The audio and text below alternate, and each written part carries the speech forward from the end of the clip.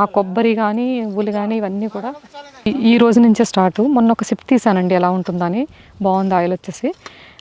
ఇది కొబ్బరి నూనె. ఇక కొబ్బరి నూనెకి వచ్చేసి మీకు మనం పూర్వీకుల నుంచి చెట్లు ఎప్పటి నుంచో కొబ్బరి చెట్లు అనేవి ఎప్పటి నుంచో ఉన్నాయి కదా.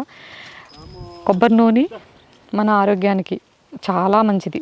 అంటే కేరళ అంతా కూడా కొబ్బరి నూనెతో వంటలు చేసుకు తింటారు. తమిళనాడు, కేరళ ఇదంతా.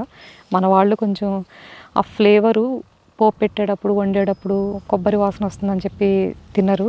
కానీ మీరు ఎద్దుగానుగలో కొబ్బరి నూనె వంటలకి ఆ స్మెల్ రాదు. అంటే కొబ్బరి స్మెల్ రాదనమాట. మేబీ మిషన్లో వస్తుందో మరి కొన్న నూనెలో వస్తుందో తెలీదు. మేము కూడా చేసేవాళ్ళం ఇంతకుముందు, కానీ వస్తుంది. ఎద్దుగానుగలో మాత్రం అస్సలు రాదండి. తేడా కూడా తెలీదు. నువ్వులతో వండుతున్నామా, పల్లీలతో వండుతున్నామా, కుసుమతో వండుతున్నామా, కొబ్బరితో అస్సలు డిఫరెన్స్ కూడా తెలియదు. అంత బాగుంటుంది.